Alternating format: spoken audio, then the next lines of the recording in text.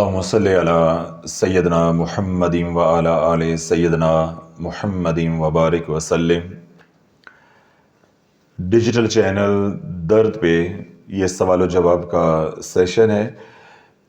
जो मेरे हाथ में सवालात हैं ये 25 बल्कि 24, 25 और 26 फरवरी 2024 के हैं। वो तमाम हज़रात जिनको आज उनके सवालात का जवाब मिल जाए वो तो बजा है, जिनका जवाब उनको आज ना मिले इस व्लॉग के अंदर तो वो अपने सवाल का जवाब वहाँ जाके ढूंढें तलाश चैनल की कम्युनिटी पे जहाँ उन्होंने सवाल को पेस्ट किया था। क्योंकि जो मेरे पास सवालात हैं ये इज्तमाई नौइयत के हैं। ये जो सवालात हैं ये इज्तमाई नौइयत के हैं। जो इनफरादी नौइयत के सवालात हैं उनके जवाबात जो है आपको वहीं पर हमने दे दिए हैं। तो आज के व्लॉग में जो पहला सवाल है वो ये है। अस्सलाम वालेकुम मुर्शद पाक, मैं कराची से हूँ।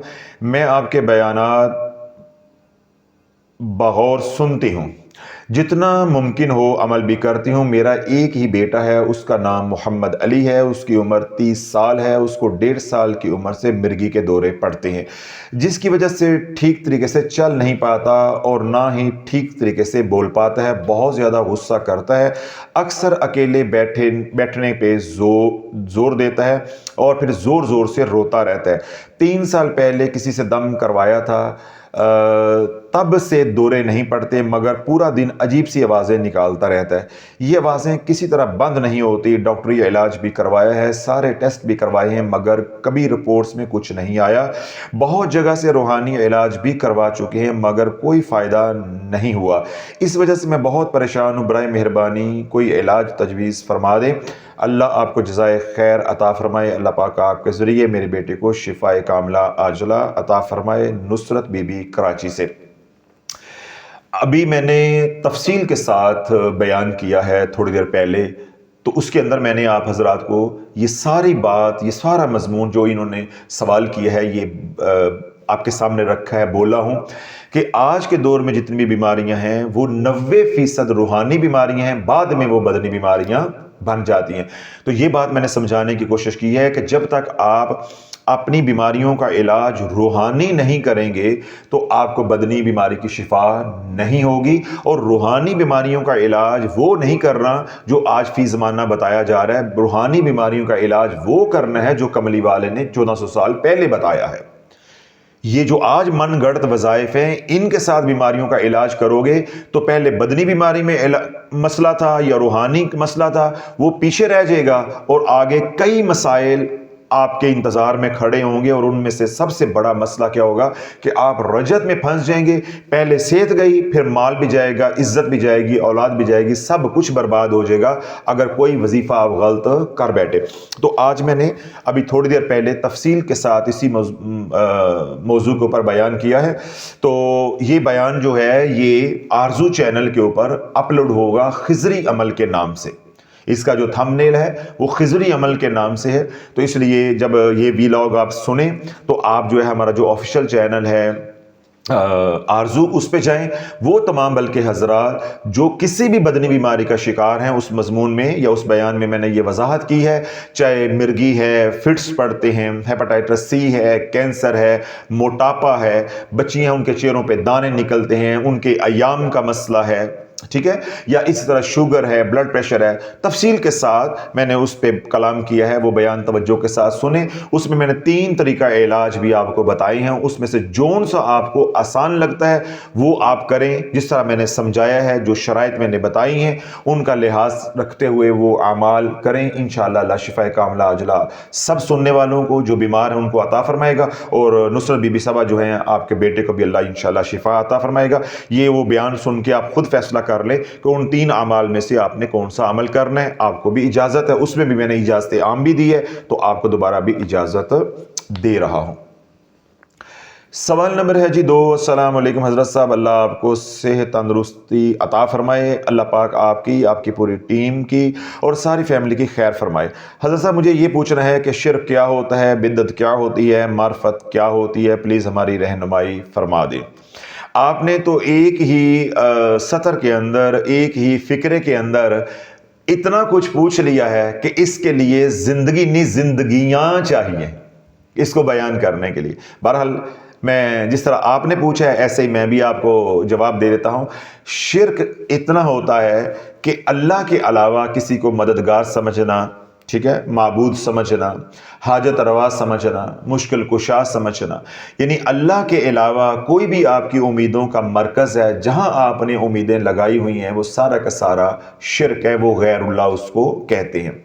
یا کوئی کسی کو معبود سمجھتا ہے، ٹھیک ہے، چاہے وہ کسی پیر کو سمجھتا ہے، کسی ملنگ کو سمجھتا ہے، یا کسی عام انسان کو سمجھتا ہے، یا کسی نے ہاتھی کو، جن کو، سورج کو، چاند کو، یا کسی کو بھی جو ہے وہ حاجت روا مانا ہوا ہے، مددگار مانا ہوا ہے۔ اللہ کے علاوہ سب کیا ہے؟ غیر اللہ ہے، اور وہ شرک ہے۔ اس لیے رب کے فرماتا لا الہ الا اللہ وحدہ لا شریک لہ لہ الملک ولہ الحمد یحیی و یمیت وہو علی کل شیء قدیر۔ اللہ کے علاوہ کوئی معبود نہیں ہے، وہ اپنی ذات میں اور اپنی صفات میں یکتا ہے، وحدہ لا شریک ہے۔ قل هو اللہ احد اللہ الصمد لم یلد ولم یولد ولم یکن لہ کفوا احد۔ اے میرے محبوب فرما دیجئے کہ اللہ یکتا ہے، واحد ہے، ایک ہے، ٹھیک ہے، وہ بے نیاز ہے، سارے اس کے محتاج ہیں، وہ کسی کا محتاج نہیں ہے۔ لم یلد ولم یولد، نہ اس نے کسی کو جنم دیا ہے، نہ اس کو کسی نے جنا ہے۔ وَلَمْ يَكُنْ لَهُ كُفُوًا أَحَدٌ، اور کوئی بھی اس کی ذات میں یا اس کی صفات میں برابری کرنے والا نہیں ہے۔ تو یہ مختصر سا جواب ہے شرک کے حوالے سے۔ اگلا آپ نے پوچھا ہے کہ بدعت کیا ہوتی ہے؟ وہ طریقہ دین کے اندر ایجاد کرنا یا وہ رسم ایجاد کرنا جس کا نبی علیہ الصلوۃ والسلام کی ذات اقدس کے ساتھ کوئی تعلق واسطہ نہیں ہے، یعنی سنت سے ہٹ کے کوئی رستہ اختیار کرنا اور وہ شریعت کے اندر نیا ہو اور لوگ اس کو دین سمجھ بیٹھے۔ کیا سمجھ بیٹھیں؟ دین سمجھ بیٹھیں، تو وہ بدعت کہلاتا ہے۔ آگے بدعت کی پھر اقسام ہو جاتی ہیں۔ تمام بدعات جو ہے وہ نقصان دہ نہیں ہوتی، لیکن اتنا نقصان ضرور ہوتا ہے کہ لوگ اس کو پھر دین سمجھنا شروع کر دیتے ہیں۔ جب دین سمجھیں گے تو پھر نقصان ہو کے رہے گا۔ اس کی میں ایک مثال دے دیتا ہوں قلیل وقت کے اندر۔ جس طرح عید میلاد النبی ہے، ٹھیک ہے، میلاد النبی کا جلوس نکلتا ہے، جھنڈیاں لگاتے ہیں، لائٹنگ ہوتی ہے، یہ سب کیا ہے؟ یہ بدعت ہے۔ یہ سب کیا ہے؟ بدعت ہے۔ جب تک آپ اس کو دین کا حصہ نہیں سمجھیں گے، بس یہ کہیں گے کہ ہم حضور کی ولادت کی خوشی کر رہے ہیں، تو پھر کوئی حرج نہیں ہے، پھر کوئی حرج نہیں۔ جب آپ کہیں گے کہ یہ دین کا حصہ ہے، جو یہ منائے وہ عاشق رسول ہے، جو ایسا نہ کرے وہ کافر ہے، وہ گستاخ ہے، وغیرہ وغیرہ، تو پھر آپ بھی گناہ گار ہوں گے۔ جس نے یہ بدعت ایجاد کی وہ بھی گناہ گار ہوگا اگر اس کا یہ عقیدہ ہے، یا جو اس بدعت کے اوپر عمل کرتا ہے وہ خود بھی گناہ گار ہے اور دوسروں کو بھی گناہ گار کرے گا۔ اگر وہ محض اتنا کہے کہ میں خوشی کر رہا ہوں، جس طرح میرے گھر میں بیٹا ہوا، بیٹی ہوئی، یا ہمارے گھر میں کوئی اور خوشی آئی تو ہم خوشی مناتے ہیں، ایسے ہی مجھے حضور کے آنے کی خوشی ہے، ہم خوشی منا رہے ہیں، شکرانہ ادا کر رہے ہیں، لیکن یہ کوئی دین کا حصہ نہیں ہے کہ ہم نہ کریں گے تو ہم گناہ گار ہوں گے۔ اگر اس سوچ کے ساتھ آپ کریں گے تو یہ بدعت حسنہ کہلوائے گی، یہ جائز ہے۔ اگر کوئی اس کو دین کا حصہ سمجھ لے گا تو ٹھیک ہے، پھر یہ بدعت سایہ بن جاتی ہے اور اس سے آپ گناہ گار ہوں گے، اور لوگ جو آپ کے ساتھ چلیں گے یا جن کو آپ اس عمل کی دعوت دیں گے وہ بھی گناہ گار ہوں گے، آپ خود بھی گناہ گار ہوں گے۔ تو مختصر یہ ہے، ہر وہ عمل جو اللہ کے نبی علیہ الصلوۃ والسلام سے ثابت نہ ہو اور اللہ کا حکم نہ ہو وہ بدعت کہلواتا ہے۔ اگلا سوال ہے کہ معرفت کیا ہوتی ہے؟ معرفت کے معنی ہوتے ہیں پہچان۔ معرفت کے کیا معنی ہوتے ہیں؟ پہچان۔ آپ نے یہ موبائل دیکھا، دیکھ کے آپ کے ذہن میں اس کے فیچرز آ گئے کہ یہ والا موبائل جو ہے یا یہ والا جو ماڈل ہے یہ اچھا ہے یا برا ہے، تو اس کا کیا مطلب ہے کہ آپ کو اس ماڈل کی پہچان ہے، معرفت حاصل ہے۔ بے نہیں، آپ تربوز لینے کے لیے بازار میں گئے تو جس سے آپ نے تربوز مانگا اس نے ایسے ایسے کر کے اس کو ٹھوک بجا کے دیکھا، اس نے کہا کہ بی بی یہ لے لو، یہ پکا ہے، یہ سرخ ہے، میں ٹکی بھی لگا دیتا ہوں، یہ سرخ ہے۔ تو اب ہمیں سمجھ نہیں آ رہی لیکن اس کو پکڑ کے ہی سمجھ آ جاتی ہے کیونکہ اس کو معرفت حاصل ہے۔ ایسے ہی ماں اپنے بچے کو دیکھے اور اس کی آنکھیں سرخ ہیں تو ماں کو پتہ چل جاتا ہے کہ یہ رات کو جاگ کے یہ آنکھیں سرخ ہوئی ہیں یا رو کے سرخ ہوئی ہیں۔ عام آدمی کو یہ معلوم نہیں ہوتا، ماں کو اپنی اولاد کے بارے میں یہ معرفت حاصل ہوتی ہے، آنکھوں کی پہچان اللہ نے اس کو دی ہوتی ہے، وہ اپنی اولاد کو دیکھ لیتی ہے کہ یہ رات کو اٹھ کے روتا رہا ہے یا کسی کے بارے میں سوچتا رہا ہے اور یہ سویا نہیں ہے۔ آنکھیں سرخ ہوئی ہیں نشہ کر کے، شراب پی کے یا جاگ کے یا رو کے، تو ماں جو ہے وہ تشخیص کر کے تحقیق کر کے بتا دیتی ہے، کیونکہ اس کو یہ معرفت حاصل ہوتی ہے۔ تو اس کو کہتے ہیں معرفت۔ بے نہیں، معرفت الہیہ ہے، یعنی اللہ کی معرفت، اللہ کو پہچاننا۔ تو اللہ کو ہم پہچانتے ہیں اللہ کی صفات کے ذریعے، اللہ کی صفات کے ذریعے۔ تو یہ ایک مکمل روحانیت ہے۔ جب انسان اس میدان میں آتا ہے تو وہ اللہ کی صفات کے ذریعے اللہ کی ذات تک پہنچتا ہے، یعنی وہ ذات کو پہچانتا ہے صفات کے ذریعے کہ میرا رب رحمان کتنا ہے، رحیم کتنا ہے، کریم کتنا ہے، غفار کتنا ہے، جبار کتنا ہے، حنان کتنا ہے، منان کتنا ہے۔ یہ اللہ نے جو اپنی صفات ہمیں عطا کی ہیں، یہ ہمیں بتلائی ہیں اپنے محبوب علیہ الصلوۃ والسلام کی زبان اقدس سے۔ جب ان میں ہم غوطہ زن ہوتے ہیں، دن رات ان کا ذکر کرتے ہیں، تو ان کے جب کمالات ہمارے اوپر کھلتے ہیں تو ہمیں معلوم ہو جاتا ہے کہ اللہ کتنا بڑا رحمان ہے۔ جس کی صفت رحمان اتنی بڑی ہے، اس کی ذات کتنی بڑی ہوگی۔ تو یہ پہچان ہوتی ہے اللہ کی۔ تو یہ تو ایک ایسا سفر ہے جس کی کوئی حد نہیں ہے۔ قیامت پہ قیامت تو آ سکتی ہے، لیکن اس سفر کا کوئی اختتام نہیں ہو سکتا۔ تو میں نے مختصر وقت کے اندر آپ کے تینوں سوالات کا جواب دے دیا۔ اللہ سونا جو ہے وہ آپ کی تسلی فرما دے۔ سوال نمبر ہے جی 3۔ السلام علیکم حضرت صاحب، میرے پیارے مرشد کریم، میرا سوال یہ ہے کہ سنی بھائیوں میں فضیلت کے معاملے پر بڑا اختلاف ہے۔ کچھ لوگ مولا علی رضی اللہ عنہ کو افضل مانتے ہیں، کچھ لوگ سیدنا ابو بکر صدیق کو افضل مانتے ہیں۔ میرے پہلے مرشد بھی مولا علی رضی اللہ عنہ کی فضیلت کے قائل ہیں۔ سنیوں کے ہاں اس حوالے سے بہت سے اشکال ہیں، میری رہنمائی فرمائیں۔ اہل بیت اور صحابہ میں کیا فرق ہے؟ فضیلت کے معاملے میں ہمارے عقائد ایک جیسے کیوں نہیں؟ میں بچپن سے مولا علی علیہ السلام کی فضیلت کا قائل ہوں، میرے یہ مضبوط عقائد ہیں، مگر آپ کی رہنمائی درکار ہے۔ دیکھیں اللہ والے، بات یہ ہے، ہم نے صحابہ کو صحابہ ماننا ہے۔ کیا ماننا ہے؟ صحابہ کو صحابہ ماننا ہے، پہلی بات۔ دوسری بات ہم نے یہ ماننی ہے کہ جتنا اللہ کے نبی نے ابو بکر کے بارے میں بتایا ہے، ہم نے اتنا ہی ماننا ہے۔ جتنا اللہ کے نبی علیہ الصلوۃ والسلام نے مولا علی کے بارے میں فرمایا ہے، ہم نے اتنا ہی ماننا ہے۔ نہ اس سے آگے بڑھنا ہے اور نہ اس سے ہم نے پیچھے ہونا ہے۔ نہ ہم نے یہ کام کرنا ہے کہ یہ در والے ہیں اور یہ گھر والے ہیں۔ صحابہ کو ہم نے تقسیم کرنا ہے، اس کا ہمارے پاس کوئی مینڈیٹ نہیں ہے، کوئی ہمارے پاس اختیار نہیں ہے، نہ ہماری یہ اوقات ہے کہ ہم اپنے بزرگوں کے مقامات طے کریں۔ ٹھیک ہے۔ دوسری بات یہ ہے کہ جو صحابہ کا معاملہ ہے، جانے والے چلے گئے، اب ان کا معاملہ اللہ کے ہاتھ میں ہے۔ اللہ نے ان کے فیصلے اس دنیا میں بھی فرما دیے، رضی اللہ عنہم ورضوا عنہ۔ تو ہمیں اس بحث میں نہیں پڑھنا۔ ٹھیک ہے، یہ بات ہوگی۔ دوسری بات یہ ہے کہ صحابہ سے ہم نے محبت کرنی ہے بالعموم، ہم نے احترام کرنا ہے بالعموم۔ سمجھ آگی بات؟ اگر آپ کا میلان، رجحان سیدنا ابو بکر صدیق رضی اللہ عنہ کی طرف ہوتا ہے تو کوئی بات نہیں۔ آپ کا طبیعت کا میلان یا رجحان مولا علی کی طرف ہوتا ہے تو کوئی بات نہیں۔ دیکھیں، جو حضرات سلسلہ عالیہ نقشبندیہ کے اندر ہیں، یعنی طریقت میں وہ نقشبندی ہیں، تو ان کا سلسلہ جو ہے وہ سیدنا ابو بکر صدیق رضی اللہ عنہ شروع ہوتا ہے۔ تو ان کی محفل میں آپ بیٹھیں گے تو وہ زیادہ جو فضائل بیان کریں گے وہ سیدنا ابو بکر صدیق کے بیان کریں گے۔ اس طرح آپ ہماری محفل میں بیٹھیں گے تو ہمارا سلسلہ مولا علی سے شروع ہوتا ہے، ہم زیادہ بات مولا علی کی کریں گے۔ لیکن میرے بات کرنے سے مولا علی کا مقام بڑھ نہیں جانا، یا میرے بات نہ کرنے سے سیدنا ابو بکر صدیق رضی اللہ عنہ کا مقام گھٹ نہیں جانا۔ یہ اللہ نے فیصلے کرنے ہیں، ایک بات، اور جو اللہ کے نبی نے ہمیں بتا دیا ہے ہم نے اتنا ہی چلنا ہے، اتنا ہی ماننا ہے۔ باقی رہی آپ نے اپنا بتایا کہ میرے مرشد یہ کرتے تھے، آپ کے مرشد کوئی حجت نہیں ہے۔ آپ کے مرشد کوئی حجت نہیں ہے کہ میرے مرشد یہ کرتے تھے.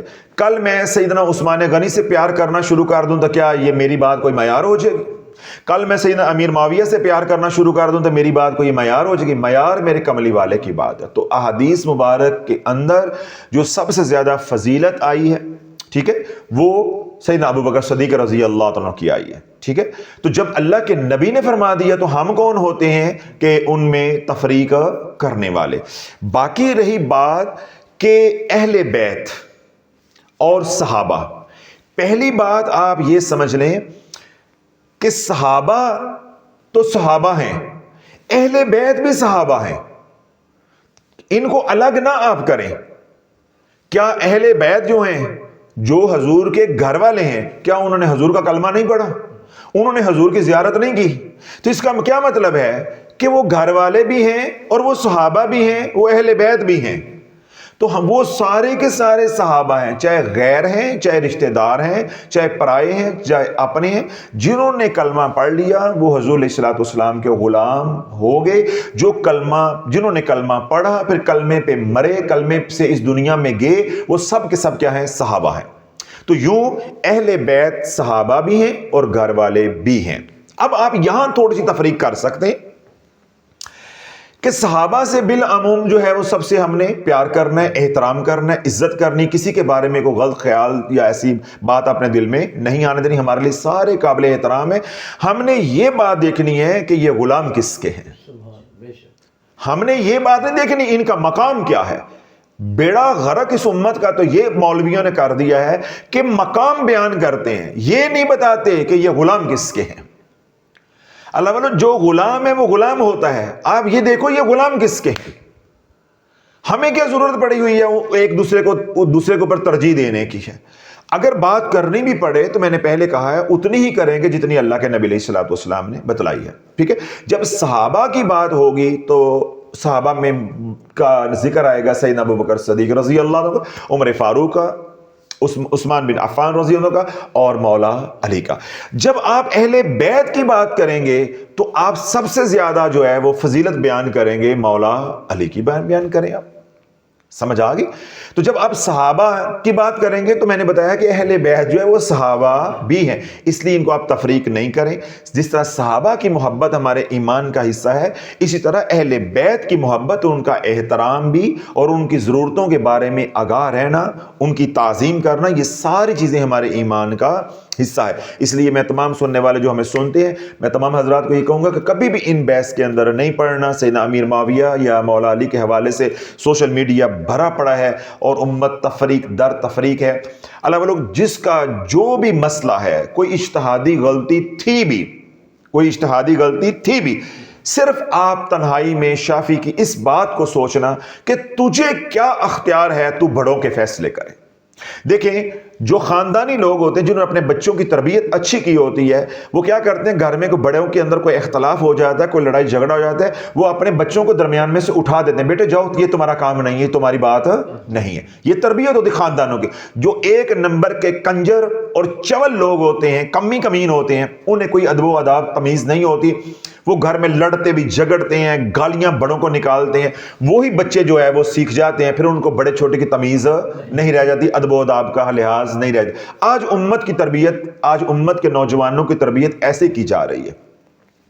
یہ بڑوں کے اختلاف ہیں تو ہم تو ان کے جوتوں میں بیٹھنے کے قابل نہیں ہیں، ان کا نام لینے کے قابل نہیں ہیں. سیدنا شیخ عبد القادر جیلانی رحمۃ اللہ فرماتے ہیں، اسی طرح عمر بن عبدالعزیز کے حوالے سے کہ عمر بن عبدالعزیز رحمہ اللہ کا جو دور ہے وہ بڑا مبارک دور تھا. تو یہ سوال جو ہے وہ پیدا ہوا، سیدنا امیر معاویہ رضی اللہ عنہ کے اختلافات جو تھے مولا علی کے ساتھ، ان کی وجہ سے یہ سوال پیدا ہوا. تو جب یہ فتویٰ لیا گیا یا یہ سوال کیا گیا کہ ان میں افضل کون ہے، تو آپ نے ایک بات ارشاد فرمائی کہ سیدنا امیر معاویہ رضی اللہ عنہ جو جہاد پہ گھوڑا لے کے نکلے، اس گھوڑے کے نتنوں کے اندر جو مٹی تھی، اس مٹی کو بھی کوئی امتی دوسرا پہنچ نہیں سکتا، بعد میں آنے والا نہیں پہنچ سکتا. عمر بن عبدالعزیز تو بڑی دور کی بات ہے. سمجھ آ گئی بات؟ حالانکہ عمر بن عبدالعزیز کا بہت بڑا مقام ہے، لیکن وہ صحابی رسول نہیں ہے، ان کو صحابی ہونے کا جو اعزاز ہے وہ حاصل نہیں ہوا۔ تو اس لیے کوئی جو ادنا بھی صحابی ہے، یعنی جس کا صحابہ کے اندر سب سے کم درجہ بھی اللہ نے رکھا ہے، اس کو بھی میں آپ پہنچ نہیں سکتے۔ تو جب اتنی بڑی ہستیاں ہیں تو ہمیں کیا ضرورت پڑی ہے ان کے بارے میں جو قریدنے کی، تحقیقیں کرنے کی، بیان سننے کی؟ جو ایسی بات بھی کرے اس کا منہ بند کر دو، اس کا منہ بند کر دو۔ جو مولا علی کے بارے میں بات کرو اس سے سوال کرو کہ تو مولا علی کی تعلیمات پہ کتنا چلتا ہے۔ تو بات کرتا ہے کہ میں مولا علی کا ملنگ ہوں، تیرے اندر مولا علی والی کون سی بات ہے؟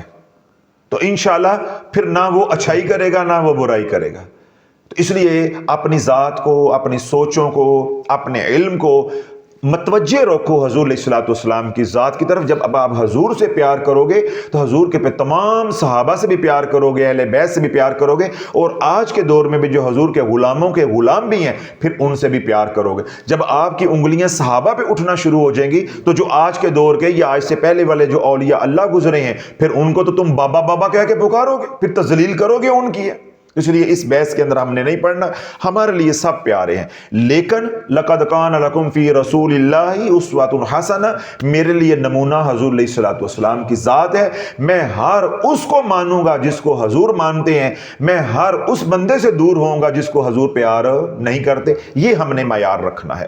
تو حضور نے مولا علی سے پیار نہیں کیا؟ بولو کیا؟ تو ابو بکر نال نہیں کیتا؟ تو پھر تفریقہ دی پائی جے، پھر چھن کا دا پایا ہے۔ مولا علی سے پیار کیا ہے؟ کیا ہے؟ ابو بکر سے کیا ہے؟ مولا عثمان سے کیا ہے؟ عمر بن خطاب سے کیا ہے؟ تو پھر کدا چھنج پایا ہے؟ شرم نہیں آتی بات کرتے ہوئے؟ جن دو مبارک ہستیوں کو اپنے پہلو میں سلایا ہوا ہے ان کے بارے میں فیصلے کرتے ہو، ان کے بارے میں فیصلے کرتے ہو؟ تو اللہ والو کچھ حیا انسان کو چاہیے، کچھ شرم اپنے اندر ہونی چاہیے کہ میں کون ہوں، میری اوقات کیا ہے، میں بولنے کیا لگا ہوں، میں کن کے بارے میں بولنے لگا ہوں۔ تو اللہ والو اس طرح کی بحث، اس طرح کے بیانات سننے سے گریز کیا کریں، اس سے ایمان خارج ہو جائے گا۔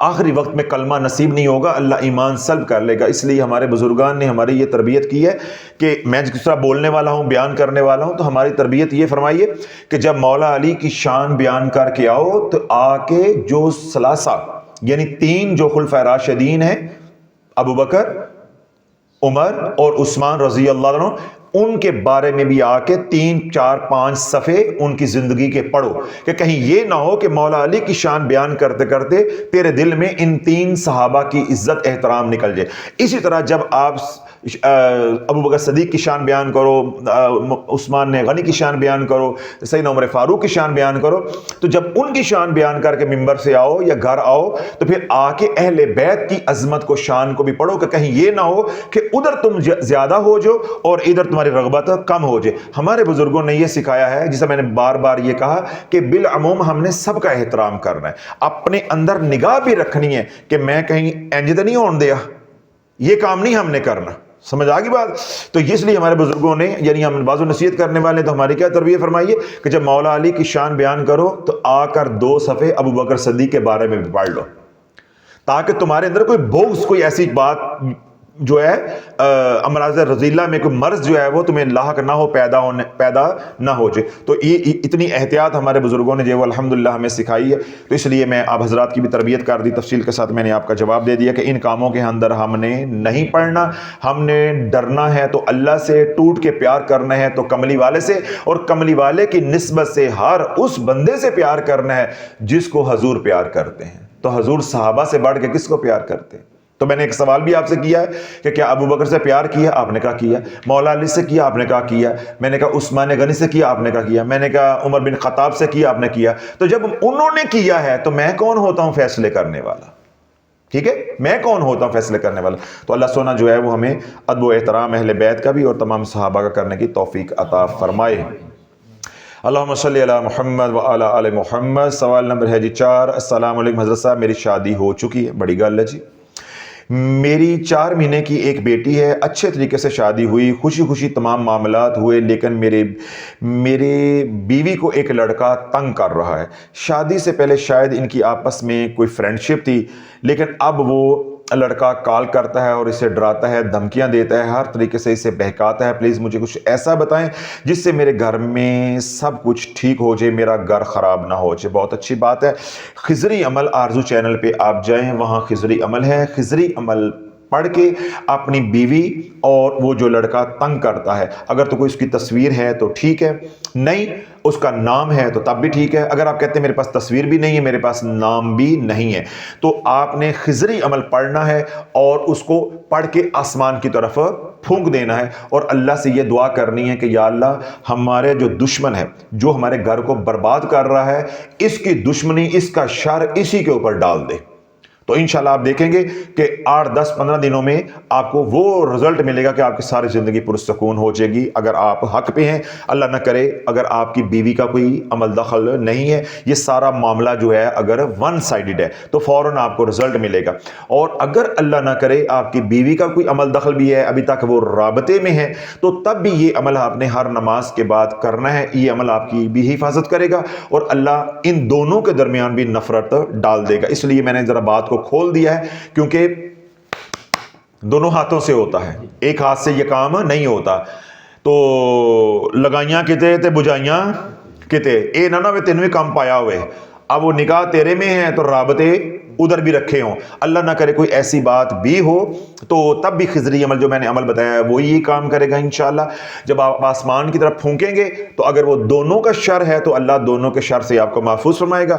और अल्लाह ना करे अगर ये सारा निज़ाम जो है वो ब्लैकमेल कर रहा है, वन साइडेड है, तो तब भी अल्लाह उसको अपनी डाल देगा और आपका घर बचा देगा। आपको इस अमल की इजाज़त है। और भी तमाम हज़रात जिनके साथ इस तरह के मसाइल हैं, ख़वातीन हैं, उनके शोहर के बाहर औरतों के साथ इस तरह के ताल्लुकात हैं, वो भी ये अमल कर सकती हैं। इस तरह माँ बाप हैं, उनकी औलाद जो है, बच्चे जो हैं, उन्होंने बाहर इस तरह के ताल्लुकात रखे हुए हैं, तो ये अमल वो भी कर सकते हैं। जो हमारा ऑफिशियल चैनल आरजू है, वहाँ पर खिज़री अमल है, वो सुने और उस तरीके से हर नमाज के बाद पढ़ कर आसमान की तरफ फूंक मार देना है और अपना मकसद जो है वो जहन में रखना है।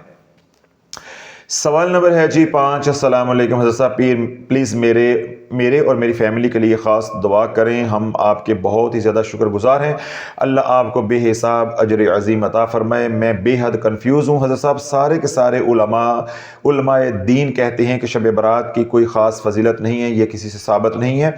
कुछ ये कहते हैं कि इसमें अल्लाह उसके रसूल ने कोई अमल ख़ास करने का नहीं फरमाया, सिर्फ़ आप मिले हैं जिन्होंने उम्मीद की शम्मा दिखाई है। मेरी उम्र 30 से 35 साल पहले ही रज्जत ने बर्बाद कर दी है। मैंने परेशानियों के अलावा कुछ नहीं देखा, सिर्फ़ और सिर्फ अल्लाह को मनाने के लिए वजीफ़े किए हैं ताकि अल्लाह मुझे इन परेशानियों से निकाल दे। आपको बड़ा भाई समझ के बता रही हूँ, हमें मालूम ही नहीं था कि हम अपने ही हाथों बर्बाद हो रहे हैं, कोई समझाने वाला नहीं था। हमारी ज़िंदगी के इतने साल इन पीरों आमलों लंबे लंबे वजीफ़े देने वालों ने तबाह कर दिए। आपको सुनने के बाद आगाही मिली, मगर तबाही हद से गुजर चुकी थी। अब समझ नहीं आता, ये आजमाइश है कि अल्लाह की तरफ से सज़ा है जो ख़त्म नहीं हो रही। आपके बताए हुए 5 अमाल कर रही हूँ, सुबह शाम 3-3 बार सूरत तारक भी पढ़ती हूँ, आपके बताए हुए तरीके के मुताबिक सदका खैरात भी करती हूँ, लेकिन फिर भी मामलात ख़राब हैं। ना शोहर राज़ी है, ना बच्चे राज़ी हैं, बच्चे दीन से कोसों दूर हैं। क्या मेरे मरने के बाद भी ये सब ऐसे ही चलेगा? हज़रत साहब, जो घर में लगाया लटकाया था सब कुछ निकाल दिया है, घर बिल्कुल साफ़ है। खिज़री अमल भी बाकायदगी से करती हूँ, मेरी रहनुमाई फरमा दें। देखें, मुझे आपसे ये गिला है, बल्कि आपका सवाल पढ़ के मुझे ये शक भी पैदा हुआ है कि आप बयानात नहीं सुनते। अगर आप बयानात सुनते होते तो आपको ये मेरे से सवाल करने की ज़रूरत ही नहीं थी। देखिए, हर बयान के अंदर मैं ये बात कहता हूँ कि रजत में फंसने का भी एक तरीका है और निकलने का एक तरीका है। फंस तो आप ऐसे जाएंगे, पहला वजीफ़ा भी उल्टा पढ़ सकता है, समझ आ गई? आज वजीफ़ा किया, 2-4 दिन के बाद भी उल्टा पढ़ सकता है। निकलने के लिए साल चाहिए, साल, बल्कि यूं कह लो, अगर साल माइक की वजह से आपको समझ नहीं आ रहा, सालों चाहिए, ईयर्स लगते हैं। اس لیے میں فکرہ بولتا ہوں کہ لمحوں نے خطا کی ہے، صدیوں نے سزا پائی ہے۔ میرے جتنے بھی رجت کے اوپر بیانات ہیں پورے ایک سال کے 15 شعبان 2023 سے لے کے اب 15 شعبان 2024 تک وہ تلاش چینل پہ آپ سنیں، آپ کو معلوم ہو جائے گا کہ میں نے سارے راز کم و پیش کھولنے کی کوشش کی ہے کہ یہ 7 نسلوں تک یہ گند جاتا ہے، یہ تباہی جاتی ہے اگر اس کو بند نہ باندھا جائے۔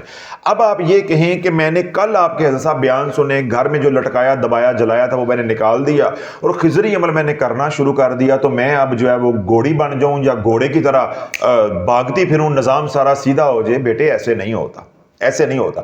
اللہ نہ کرے آپ کا حادثہ ہو جاتا ہے، حادثہ ہوتے کتنے سال لگتے ہیں؟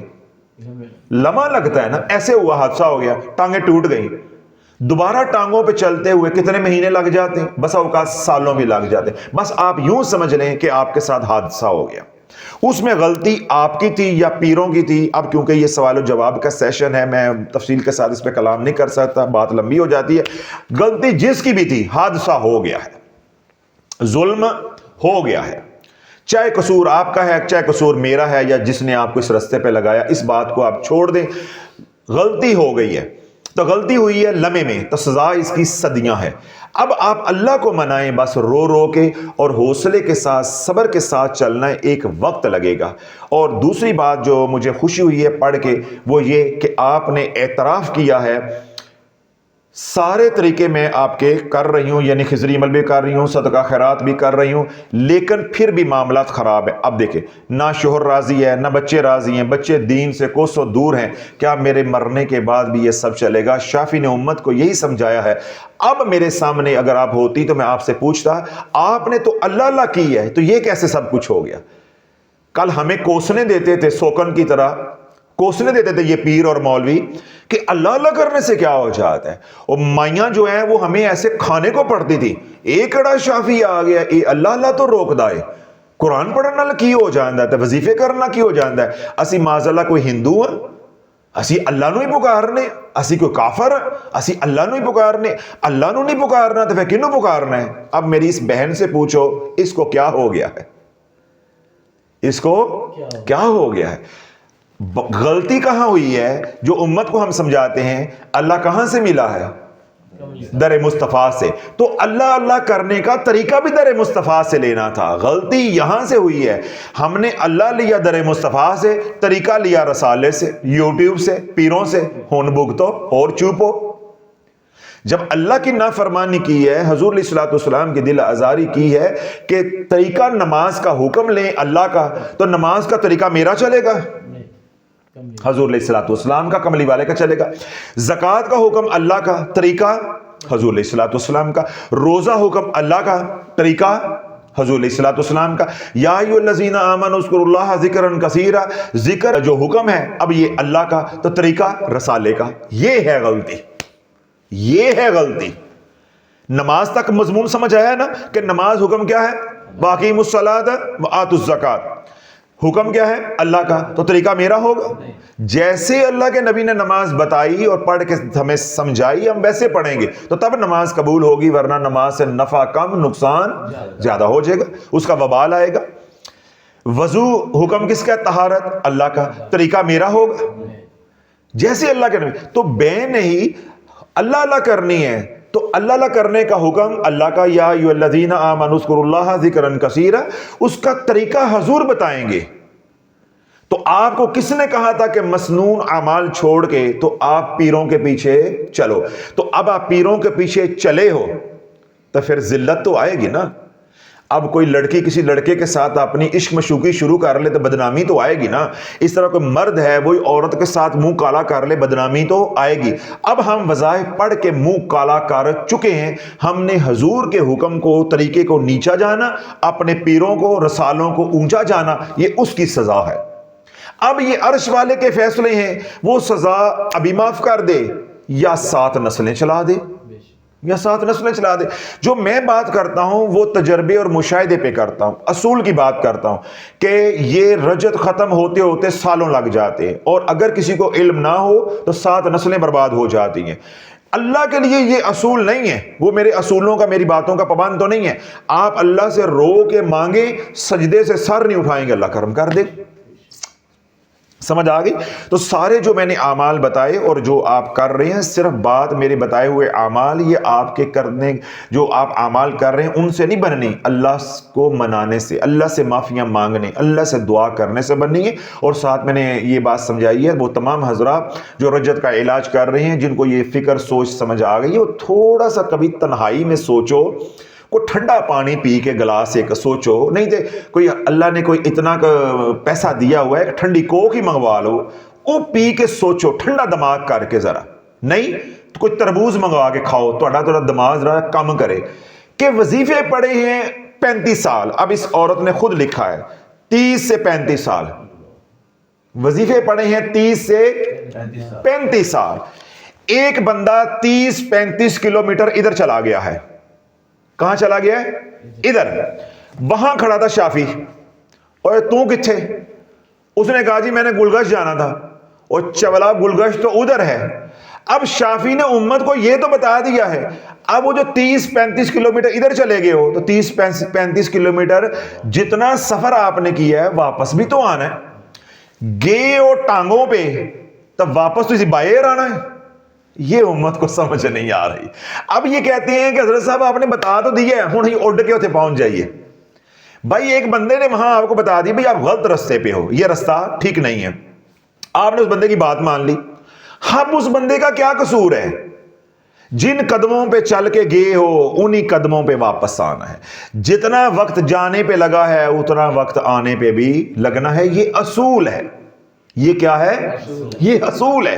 اب آپ کے اندر مایوسی آئے گی میری بات سن کے کہ 30-35 سال ہم نے برباد ہونے پہ لگائے، تو 30-35 سال اب ہم آباد ہونے پہ لگائیں۔ بھائی اصول یہی ہے، سچی بات آپ نے میرے منہ سے کہلوا دی ہے، اصول تو یہی ہے۔ اگلی بات کیا ہے؟ اللہ کو منا لو، اللہ بھی کر دے گا۔ اللہ کی رحمت سے مایوس نہیں ہونا۔ یہاں بات ہے اللہ کی رحمت کی۔ اصول کی بات کرو گے تو میں نے دلیل کے ساتھ، مثال کے ساتھ سمجھا دیا ہے کہ اگر آپ کو 35 کلومیٹر سفر کرتے آپ کو 3 گھنٹے لگے ہیں، تو 3 گھنٹے اب واپس بھی پہ لگیں گے۔ یہ نہیں ہوتا کہ جائیں آپ 3 گھنٹے میں اور آپ 3 منٹ میں جائیں، ایسا نہیں ہونا، ایسا نہیں ہونا۔ تو ہاں یہ ہے، اللہ کو منائیں، پھر کیا ہوگا؟ میں نے کیا کہا کہ اصول کیا ہے؟ 3 گھنٹے جانے کے اور 3 گھنٹے آنے کے۔ ملتان سے لوگ لاہور جاتے ہیں، لاہور سے ملتان جاتے ہیں، ہر بندہ کیا کہتا ہے کہ بھائی موٹر وے پہ جاؤ گے تو 3 گھنٹے کا، 3.25 گھنٹے کا سفر۔ کسی نے کہا ہے جاتے 3 لگتے ہیں تو آتے 1.5 منٹ لگتا ہے، کسی نے یہ بات کہی بھائی جتنا جانے پہ ہے اتنا آنے پہ۔ اب یہ ہو گیا اصول۔ تو جو میں نے دوسری بات کہی ہے لا تقنطوا من رحمت اللہ، اللہ کی رحمت سے مایوس نہیں ہونا۔ آپ یہاں ادھر چلے گئے الٹ 35 کلومیٹر دور، وہاں شافی کھڑا تھا، اس نے کہا اوے تو کسے چلیا پھرنا پہ ہیں؟ سمجھائی بات، آپ کو سمجھ آ گئی ہاں میں غلط ہوں۔ آپ وہاں کھڑے ہو کے ایسا روئے، ایسا روئے، ایسا کرلائے، اللہ کو ترس آ گیا تو ایک موٹر سائیکل والا آ گیا، اس نے آپ کو بٹھایا، گئے تھے آپ 3-3.5 گھنٹے میں، اس نے 3-4 منٹ میں آپ کو ادھر پہنچا دیا۔ اور اللہ کو اگر آئی لو یو ہو گیا، آپ سے پیار ہو گیا، تو کوئی گاڑی والا آ گیا، وہ اے سی والی گاڑی میں بٹھا کر آپ کو 3 منٹ میں ادھر لے آیا۔ تو یہ تو اللہ کی مدد ہے، اور آپ کے بخت ہیں، آپ کے نصیب ہیں کہ آپ کو کوئی لفٹ مل جائے، کوئی موٹر سائیکل والا موٹر سائیکل بٹھا کے لے آئے، کوئی گاڑی والا آ رہا تھا وہ گاڑی پہ بٹھا کے لے آئے، کوئی گدھا گاڑی والا آ رہا تھا وہ اس کے بٹھا لے، کوئی سائیکل والا مل گیا تو اسے بٹھا لے۔ تو جنہوں نہیں ملیا تو پھر 11 نمبر ویگن تے ہے ہی ہے، پھر اپنی ٹنگا تے ہی آنا جی، تو پھر تو 3 گھنٹے جان دے تو 3 گھنٹے آن دینے، پھر تو اصول کی بات ہونی ہے۔ بس یہ اللہ کو منا لو رو رو کے، اور جو میں نے علاج بتایا اس کے علاوہ کوئی علاج نہیں ہے، وہی آپ نے کرنا ہے۔ اللہ سب کو جو ہے استقامت عطا فرمائے، صبر جمیل بھی عطا فرمائے، حوصلے کے ساتھ صبر کے ساتھ چلتے رہو، اللہ سونا آپ کے لیے آسانیاں پیدا فرمائے گا انشاءاللہ۔ مایوس نہیں ہونا۔ دونوں طریقے میں نے اصول بھی بتا دیا اور ایک رحمت والا نظام بھی آپ کو بتا دیا۔ اب رحمت والے نظام کو آپ کے آنسوؤں نے جو ہے وہ متحرک کرنا ہے، جس طرح آپ کے وظیفوں نے شیطانیت کا نظام متحرک کر دیا، اب اپنے آنسوؤں سے اللہ کی رحمت کے نظام کو متحرک کر دو کہ اب پتہ چل گیا میں غلطی میں، بس ساتھ ہی اللہ کی مدد آ جائے، اللہ نکال دے گا، اللہ نکال دے گا۔ اللہم صلی علی محمد و علی آل محمد۔ سوال نمبر ہے جی 6۔ السلام علیکم حضرت صاحب، میرا سوال یہ ہے کہ میں 2 سال سے جادو اور بندش کی پریشانی میں مبتلا ہوں، مگر جب سے ہر نماز کے بعد خضری عمل اور 14 فروری سے سورۃ علم نشرح والا عمل شروع کیا، الحمدللہ مجھے بہت نفع ہوا ہے۔ میرے رشتے کی بات بھی ایک جگہ چل رہی ہے، اللہ آسانی فرما دے اور اسے میرے حق میں بہتر کرے، آمین۔ میرا مسئلہ یہ ہے کہ میں باقاعدگی سے صدقہ بھی دیتی ہوں، مگر میری گردن اور کندھے جکڑے ہوئے ہیں، بہت درد ہوتا ہے۔ 2 دفعہ زندہ مرغی کا بھی صدقہ دے چکی ہیں مگر کوئی فرق نہیں پڑتا، لیکن اس کے علاوہ الحمدللہ باقی سارے معاملات میں بہت مدد ہوئی ہے کہ میں بتا نہیں سکتی۔ پلیز مجھے اس درد کا کوئی حل بتا دیں۔ کوئی حل اس کا آپ نے نہیں کرنا، یہ جادو کی علامت ہے، کیونکہ ابھی جادو جو ہے وہ گرفت میں آیا ہے، ٹوٹا نہیں ہے، ابھی آپ کا جادو پلٹا نہیں ہے۔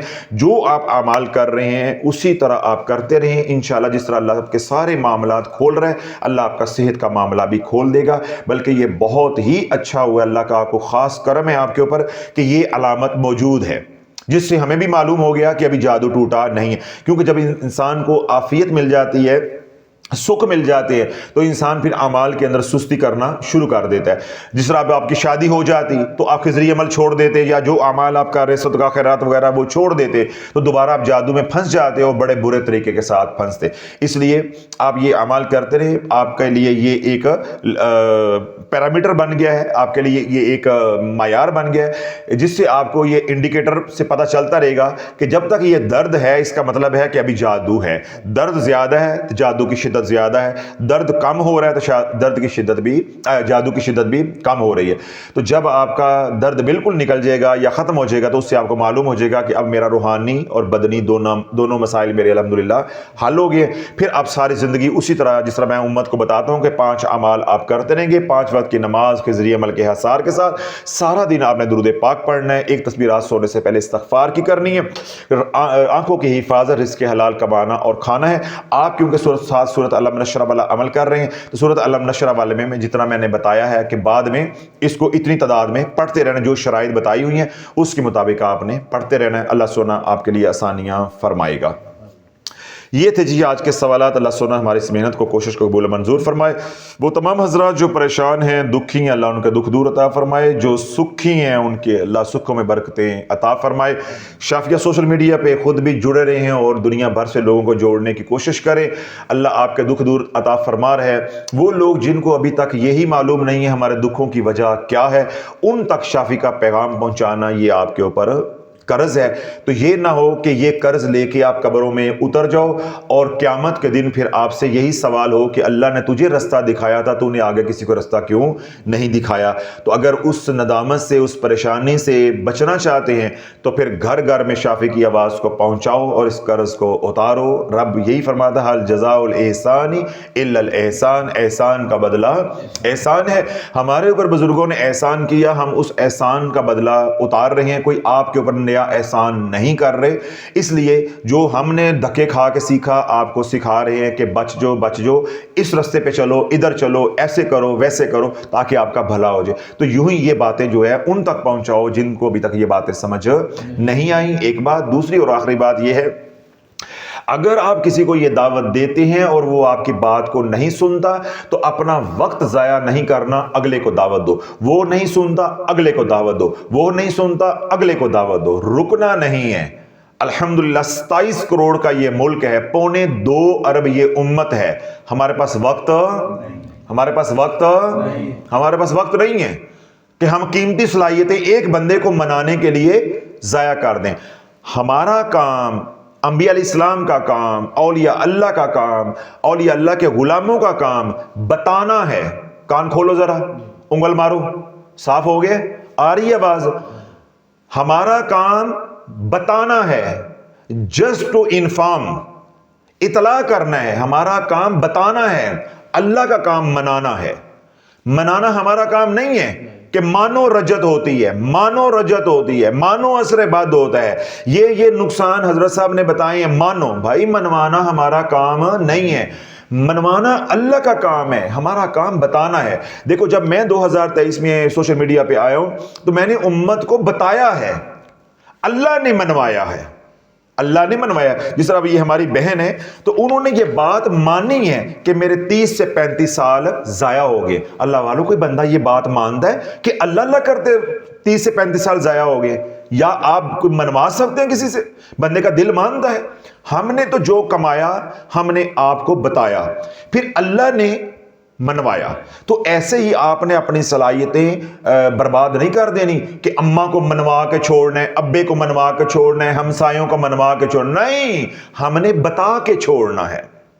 ہر بندے کو بتانا ہے، بتا کے چھوڑنا ہے، دعوت دینی ہے، منانا نہیں ہے.